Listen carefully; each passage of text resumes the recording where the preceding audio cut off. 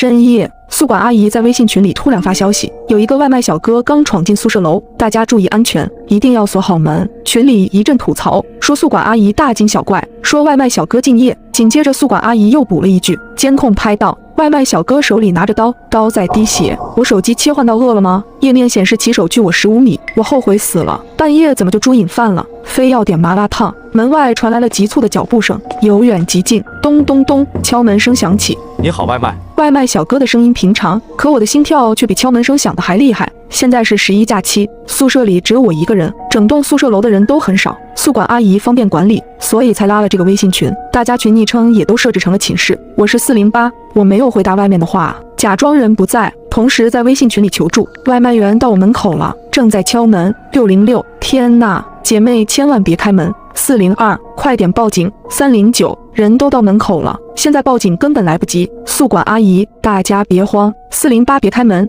我这就过去。看到阿姨的回复，我稍微安心了一点，准备继续装宿舍没人。手机铃声突然响起来，是外卖员打的，我忘了关静音，声音不算大，可门外的外卖小哥绝对能听到。我接通电话，装出没睡醒的慵懒声音，我在睡觉，外卖放门口就行。门外沉默了片刻，外卖小哥说道，路上来的时候汤洒了，你还是出来看一眼吧，吃不了的话给你退款。我没有半点犹豫的回答，没事，我自己有碗，不用退款，也不会给你差评的。门外的人还在坚持，麻辣烫凉了，可能会拉肚子，你还是出来看一下吧。对方越是坚持，我心里越慌。我从没见过连外卖凉了都主动退款的外卖员，我果断回应，我有锅，有微波炉，自己能加热，你要是再不走，我给差评了。听到差评，对方连忙回应，好的好的，我这就走，外卖放门口了，差评不要给。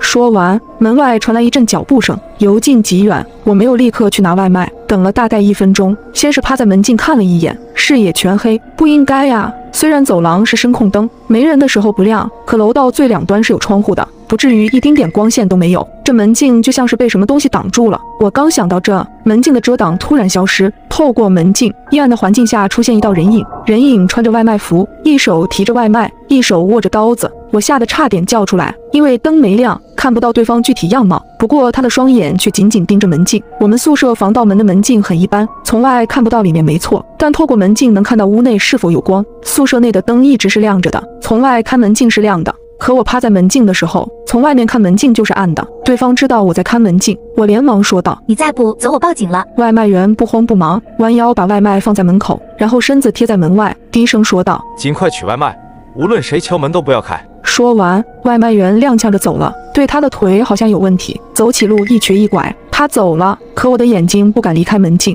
还保持着紧绷的状态，透过门径死死地盯着外面的黑暗。就在这时，手机响了，我看了眼微信群，402，我刚在门径看到送外卖的走了，外卖可以拿了。直到这时，那我快崩断的神经才放松下来，想打字回复402，可手都是抖的，暂时放弃。开门取外卖更不可能了，不是不信402，只是为了碗麻辣烫冒险犯不上。这时微信群又传来了新的消息，413，我看到宿管阿姨上来了，不用担心了。413宿舍挨着楼道，有人上来能第一个看到。我悬着的心终于放下了。宿管阿姨平时对我们管理很严，却特别负责可靠，有阿姨镇守，宿舍楼从没有男生进来过，就连男导员想进来都得求着阿姨。像今晚这样外卖小哥冲进来更是头一次。我连忙开门，准备和宿管阿姨说明情况。顺着楼道的方向，我看到宿管阿姨的身影不断走来。楼道黑暗，阿姨既没有跺脚或者叫喊唤起声控灯，看到我后，阿姨突然加快速度，从正常的走路变成快走，接着又变成小跑。小跑的时候，手脚不太协调。就在这时，我手机又震了一下。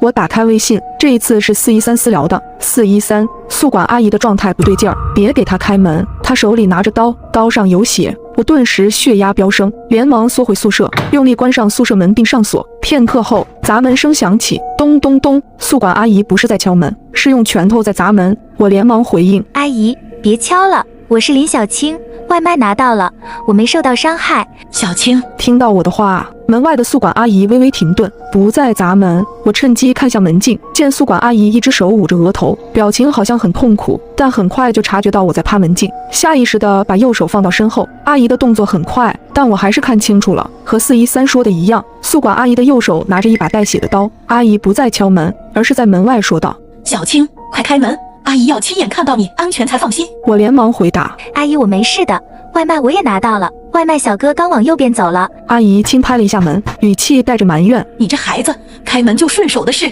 不然我怎么知道坏人是否劫持了你，躲进你的宿舍？你们在阿姨眼里都是孩子，你们的安全在阿姨这是最重要的。这一番话下来，我觉得那个熟悉的宿管阿姨回来了，俨然一副处处为我们着想的热心又严厉的模样。可我还是不能开门，哪怕熬过今晚，白天我找宿管阿姨道歉，现在也绝不能开。阿姨，坏人没进我屋里，402可以证明，他亲眼看到外卖小哥离开的，就在走廊右手边。他腿好像有问题，阿姨您现在还能追得上？谁知阿姨根本就没有追外卖小哥的打算，继续耗在我门前。那我也要先进来问清楚情况，这是为了你们安全着想，快点给我开门，不然给你宿舍扣分。我屋子里没有坏人，我也是安全的。外卖小哥逃走的方向也给出来了，宿管阿姨为什么还执意要进我宿舍？宿管阿姨绝对有问题，我只能坚定回答。阿姨，现在已经11点了，我没义务给您开门，还扣分威胁。别说你这扣分不合理，就算扣再多分也没有命重要。谁知这时，刚刚焦急的阿姨突然安静，透过门镜看着阿姨低着头，口中喃喃低语：你怎么一点都不理解阿姨？都怪你不好，都怪你半夜非要点外卖，让坏人进了宿舍楼，你要受到惩罚。阿姨的声音由小变大，最后声音中带着狰狞，在说话的同时，突然抬起头看向门镜，她把眼睛直接顶在了门镜上。我们宿舍的门镜向外看，本身就有一种凸透镜的视觉。阿姨的这一举动吓得我直接坐在了地上。宿管阿姨又用力砸了2下门，竟开始桀桀笑了起来。犯了错还拒绝接受惩罚，你以为阿姨没办法了吗？傻孩子，我是宿管啊，整栋楼所有宿舍的钥匙我都有，等我这就下楼去取。听到阿姨的话，我神经仿佛炸开了，说不出话来。就在这时，楼上传来了敲门和叫喊声，微信群里传来新的消息，有人在@我508@408。其实我刚才也点了外卖，外卖小哥在我门外了，他不走了怎么办？408，你刚才是怎么赶走他的？我不但帮不到他，自己也自身难保。就在这时，门外的宿管阿姨离开了，一边走一边说着：那个送外卖的，别让我抓到，还有楼上的同学，半夜点外卖也要接受惩罚。微信又有了新的消息，但这次是413拉了一个小群，群里除了我，还有402413508，分别在我宿舍的左右和上方。402和413两侧都有楼梯。413，今晚的情况不正常，外卖小哥有问题，宿管阿姨也有问题，拉个群，我们互相照应，通过门禁传递情报。我刚看宿管阿姨走了，应该是上楼了。508，宿管阿姨有问题，那我该怎么办？408，总之谁敲门你都不要开。508，你坚持住，我现在就报警。413，等一下，我们现在只是怀疑，并没有受到伤害。508，也没有什么证据，报假警犯法的吧？我一阵无语，这2个家伙是小学生吗？就在这时，半天没说话的402发言了。402，我刚才已经报完警了，警察10分钟就会到，现在安全最重要。我长叹口气，一直悬着的心终于放下来了，冷静下来。我简单分析了一下情况，宿舍门锁着，有几个姐妹通过门禁交流外面情况，已经报警。虽然宿管阿姨有我们宿舍的钥匙，可她去追外卖小哥了，一时半会顾不上我们。就在这时，微信又震了一下，我看了眼手机，是402的私聊。402，你有没有发现413和508有问题？